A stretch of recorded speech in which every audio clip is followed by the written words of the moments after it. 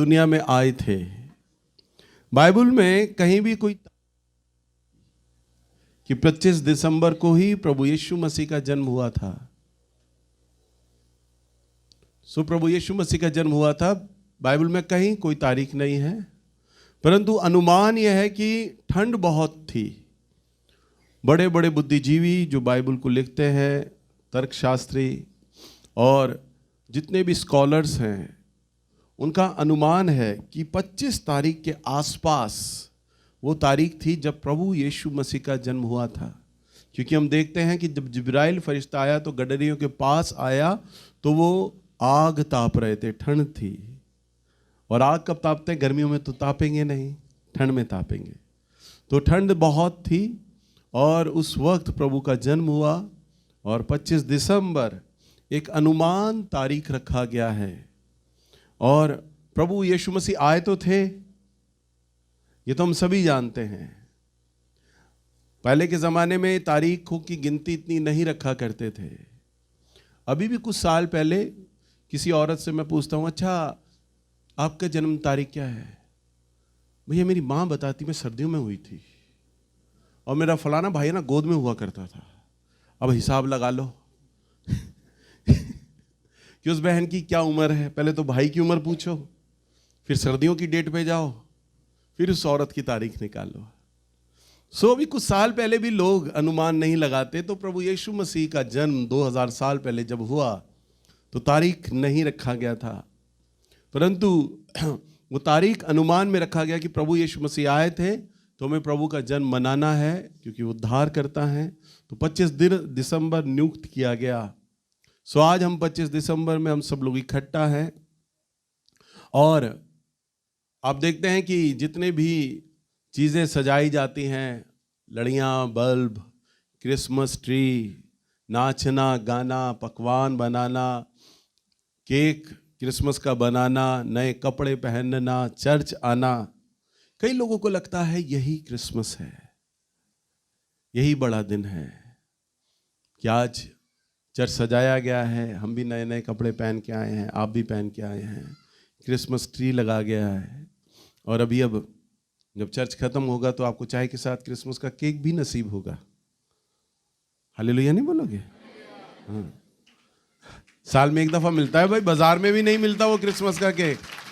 अगर आप बेकरी वाले के पास जाएंगे और कहेंगे कि आप क्रिसमस का केक दे दें, बर्थडे केक दे देगा आपको, क्रिसमस केक नहीं देगा। क्रिसमस का केक तो आपको चर्च में मिलता है और बड़ी मुश्किल से मिलता है। हालेलुया! एक एक पीस मिलेगा, दो दो भी नहीं मिलेंगे। तो लोगों को लगता है क्रिसमस यही है, बड़ा दिन यही है, परंतु अगर हम विचार करें, बड़ा दिन ये ना होकर अगर हम आत्मिक भाव से सोचें, ये तो संसार का एक दृष्टिकोण है।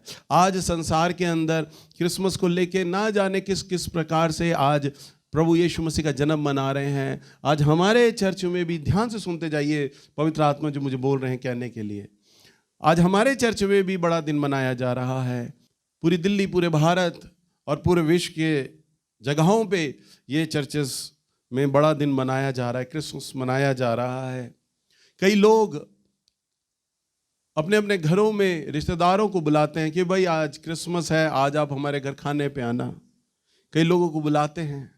आज स्कूल के बच्चे और कॉलेजेस के बच्चे आज किटी पार्टी रखते हैं, पार्टियां रखते हैं, उसमें अल्कोहल चलाते हैं, शराब चलाते हैं। क्रिसमस है भाई। आज कई लोग जो विश्वास में नहीं भी हैं, प्रभु यीशु मसीह को जानते भी नहीं, वो भी अपनी पार्टियों में अल्कोहल चलाते हैं, शराब चलाते हैं खुली, और कहते हैं क्रिसमस है और क्रिसमस मना रहे हैं। ज़्यादा से ज़्यादा वो एक क्रिसमस ट्री लगा लेते हैं, स्टार लगा लेते हैं। पर अगर हम देखें पूरे संसार में क्रिसमस के नाम पे इसी तरह से तो लोग आज क्रिसमस मना रहे हैं। परंतु अगर हम देखें तो क्रिसमस का जो आत्मिक भाव है, अगर हम समझें तो उसका उद्देश्य क्या है। आज हम ये जो जितनी भी सजाने की जो चीज़ें हैं ना, इनका एक एक का मीनिंग है। इसके पीछे एक दृष्टिकोण है कि इसके पीछे क्या तात्पर्य है। ये ऐसे ही नहीं टांग दिए गए, ये घंटियां ऐसे ही नहीं टांग दी गई, ये स्टार ऐसे ही नहीं टांग दिए गए। इनका एक मीनिंग है। बाहर चरनी सजाया हुआ है, इस चरनी का भी मीनिंग है। हर एक चीज का अर्थ होता है। आप अभी चर्च खत्म होने के बाद इनके पास खड़े होकर फोटो खिंचा सकते हैं, परंतु आपको परमेश्वर के वचन के अनुसार आत्मिक भाव से इन बातों को सीखना और समझना है। मैं नहीं चाहता कि मैं अपने चर्च के अंदर उस क्रिसमस को मनाने दूं जो दुनिया वाले लोग मनाते हैं। मैं चाहता हूं मेरी कलीसिया क्रिसमस का, बड़े दिन का सच्चा मीनिंग जाने, जैसा बाइबल अर्थात परमेश्वर का वचन कहता है। ये जो आप स्टार्स देखते हैं, ये स्टार मामूली स्टार नहीं था जो प्रभु यीशु मसीह के लिए था। एक बड़ा स्टार क्रॉस के नुमा, जैसे प्रभु यीशु मसीह की क्रॉस है इस नुमा, उस स्टार का नीचे का जो दुम था बहुत लंबा था और दाएं और बाएं के जो दुम थे वो छोटे थे। एक क्रूस को प्रतीक करा करता था वो स्टार। और 3 राजा अलग अलग थे, बुद्धिजीवी थे, विद्वान थे, ज्योतिष थे। और वो जो ज्योतिष हुआ करते थे वो तारों की गिनती, तारों की गणना करते थे। कई ज्योतिष भी तारों को जानते हैं, ग्रहों को जानते हैं, ग्रहों की चालों को जानते हैं। बताते हैं ना, भाई तुम पर तो शनि सवार है, तुम पर तो मंगल की आंखें लाल हो रही हैं, बुध के ग्रह में आकर खड़े हो गए, बोलते हैं ना।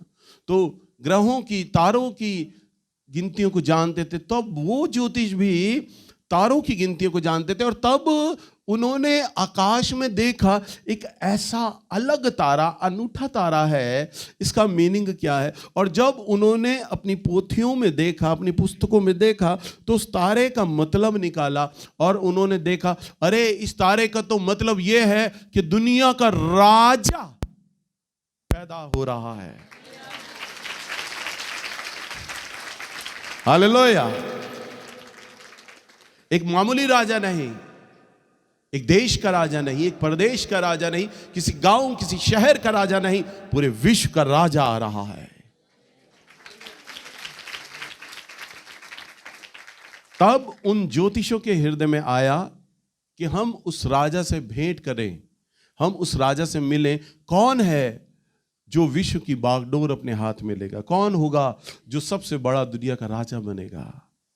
और तब उन्होंने उस राजा का पीछा धीरे धीरे किया, धीरे धीरे करते चले गए। और तब प्लेन नहीं हुआ करते थे, रेलगाड़ियां नहीं हुआ करती थी, तब मीलों की यात्रा घोड़ों पर, ऊंटों पे हुआ करती थी और कई दिन और कई महीने लग जाते थे।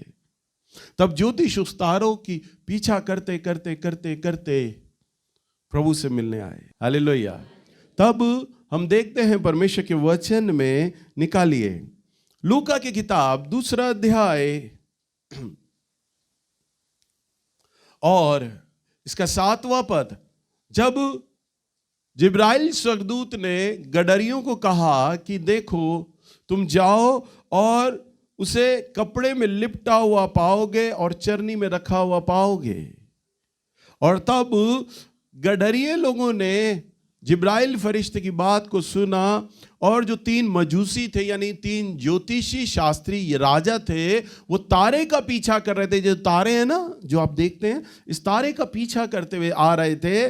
और हम देखते हैं वो तारा उस जगह आकर ठहर गया जहां प्रभु का जन्म हुआ था। उस जिस स्थान पर, वहां आकर ठहर गया। हालेलुया। तो मजूसी ये बात को जान गए कि हो ना हो, दुनिया को चलाने वाला जो सबसे बड़ा राजा है वो पैदा हुआ है, वो इसी स्थान में है। तो हम लूका की किताब 2 अध्याय और इसके 7वें पद में हम देखेंगे। और वह अपना पहलौठा पुत्र जनी और उसे कपड़े में लपेटकर चरनी में रखा, क्योंकि उनके लिए सराय में जगह ना थी। हालेलुया। वचन में लिखा है कि उसको कपड़े में रखकर चरनी में रखा गया। चरनी में क्यों रखा गया? ध्यान दीजिए। जब प्रभु यीशु मसीह की मां मरियम जब अपने बच्चे को, यानी प्रभु यीशु मसीह को जनने पर थी और जब प्रसव पीड़ा हो रही थी, तब कोई भी पति ये नहीं चाहेगा कि गाय भैंसों के बीच में मेरा बच्चा पैदा हो। वो चाहेगा अस्पताल में हो, अच्छी जगह हो। हर पति चाहता है। प्रभु यीशु मसीह का पति, प्रभु यीशु मसीह का पिता यानी यूसुफ, मरियम का पति, इस बात को जानता था कि मैं भी अपनी पत्नी को अच्छी जगह लेकर जाऊं। वो जगह जगह डोला, परंतु उसे अच्छी जगह ना मिली। अंततः आखिर में उन्होंने सराय को खोजा। सराय एक ऐसा, यानी आजकल का हम इसे लॉज, होटल बोल लेते हैं, जहां पर लोग आकर ठहरते हैं कुछ दिनों के लिए। सराय में भी इसी प्रकार से लोग आकर ठहरा करते थे। तब जब वहां पर वो गए, तो नासरत में जब गए तो वहां पर जगह नहीं थी। वहां पर जगह पूरा फुल था, सराय में कोई जगह नहीं थी। उन्होंने सराय के मालिक से दुहाई दी, रिक्वेस्ट किया, विनती की। यूसुफ ने विनती की, मेरी पत्नी पूरे महीने से है, कभी भी वो बच्चा जन्म सकती है, मैं बड़ी मुश्किल में हूं, मुझे कहीं भी थोड़ी आप जगह दे दें। परंतु सराय के मालिक ने कहा, हमारे पास कोई भी जगह नहीं है, हम आपको कहीं भी कोई स्थान नहीं दे सकते हैं।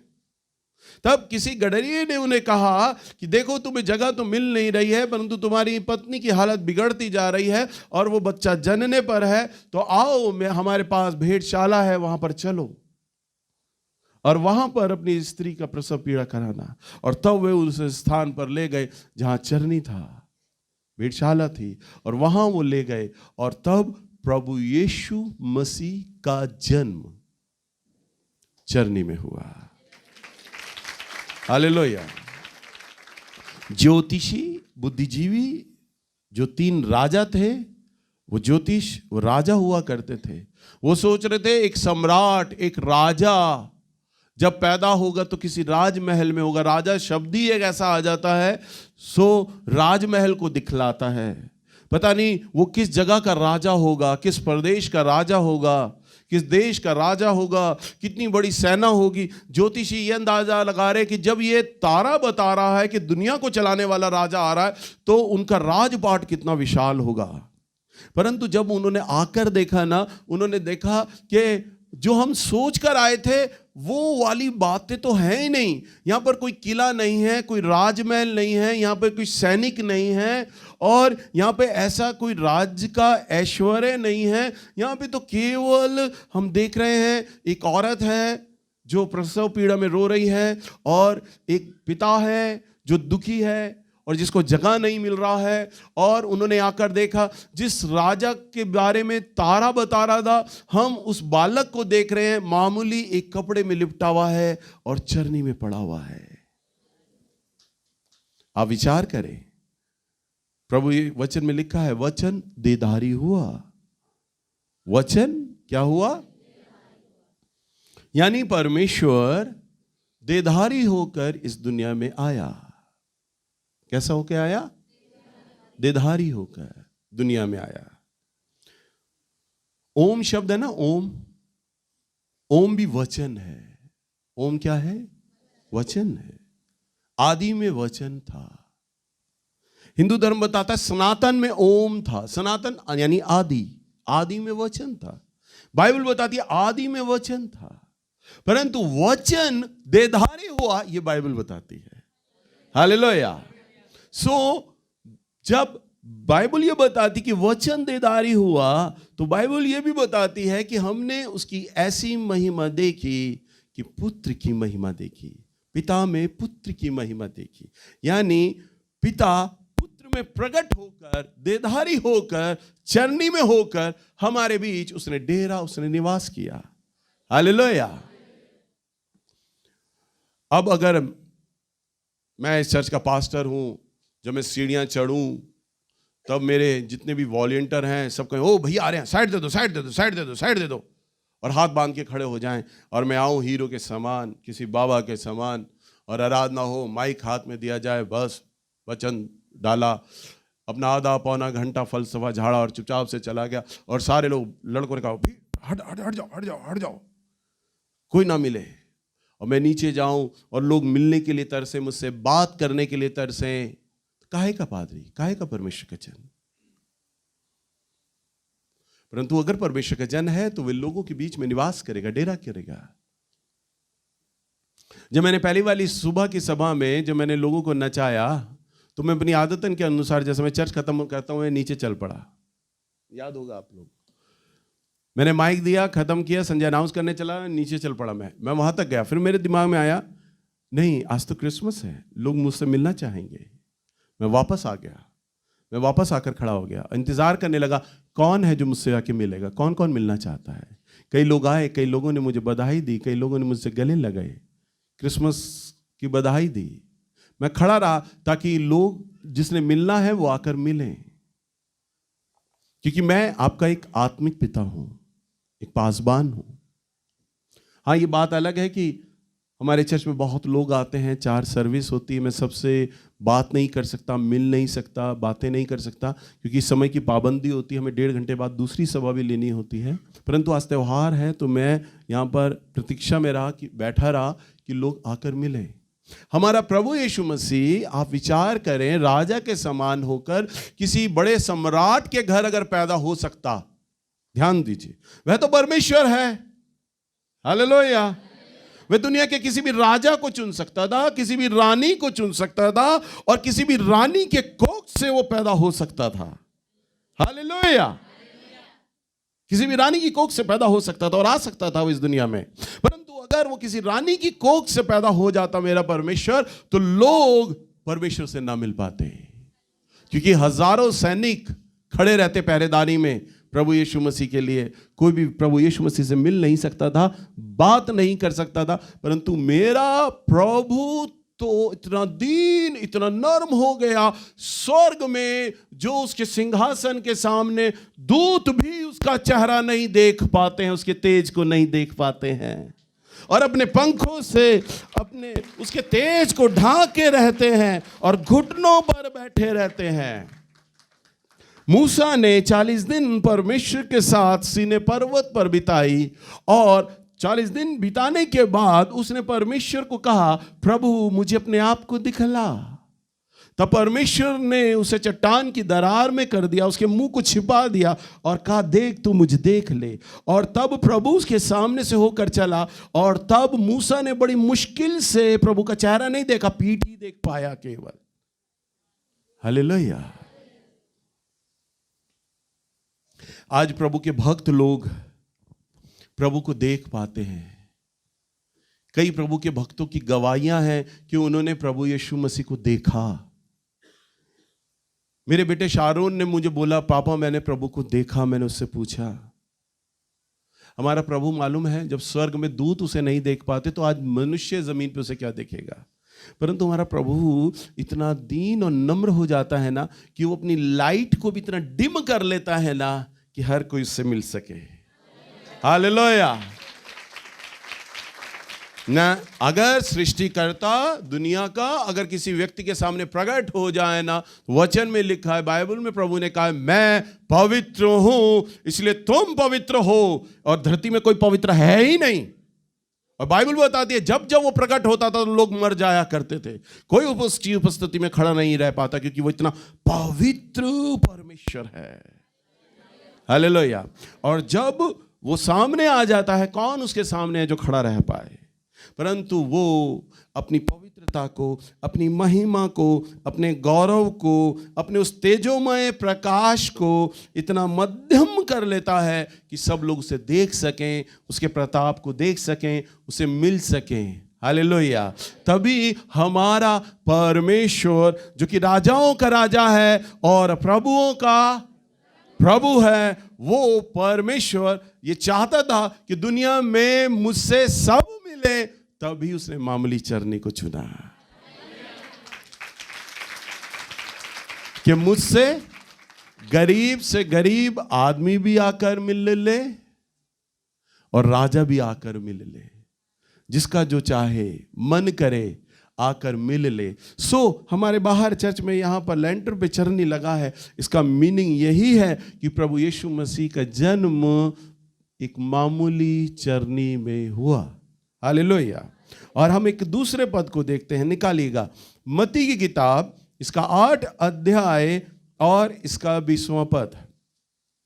यहां पर हम प्रभु के बारे में देखते हैं। प्रभु के चेले प्रभु से कहते हैं, प्रभु मैं तेरे पीछे चलना चाहता हूं, मैं तेरे पीछे चलना चाहता हूं।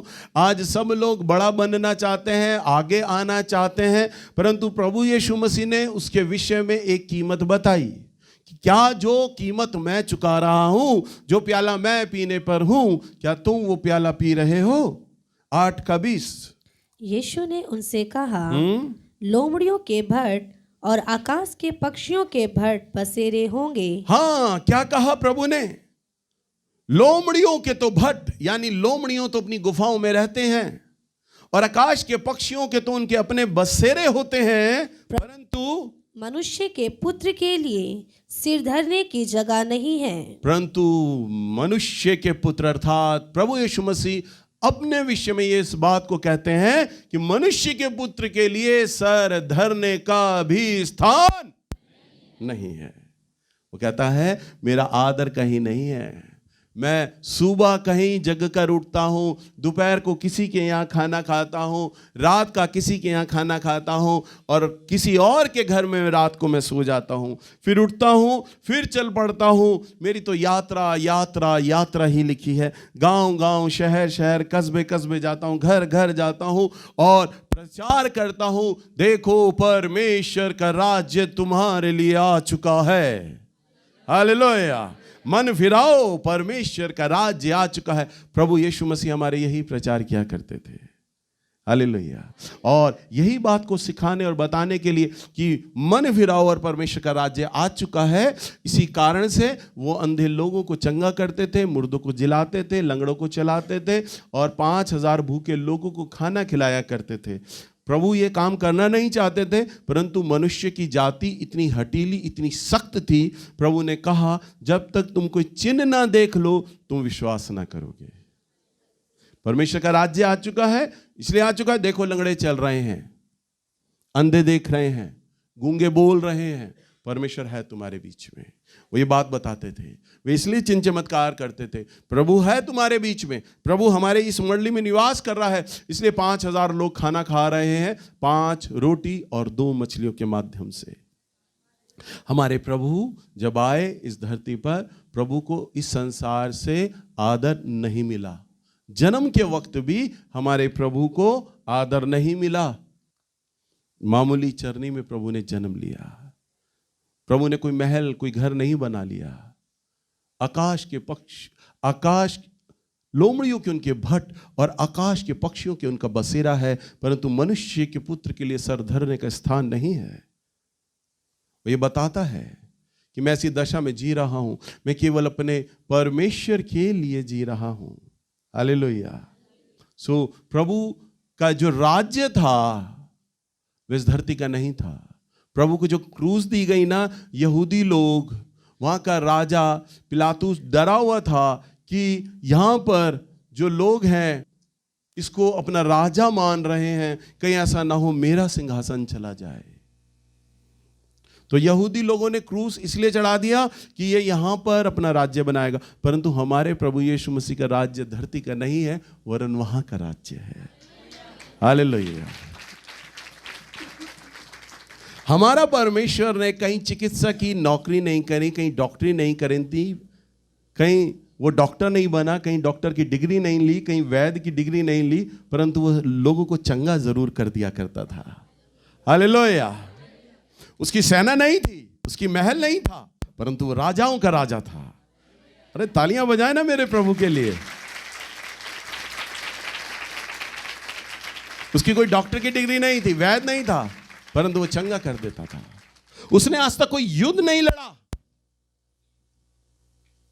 उसने कोई पानीपत की लड़ाई नहीं लड़ी, कहीं युद्ध नहीं लड़ा, परंतु वो विजयी का परमेश्वर था, जयवंत का परमेश्वर था। फिर भी उसने युद्ध लड़ा क्रूस पर। हालेलुया। सो हम ऐसे विराट, एक ऐसे अद्भुत परमेश्वर की हम सेवा करते हैं और उसकी महिमा करते हैं।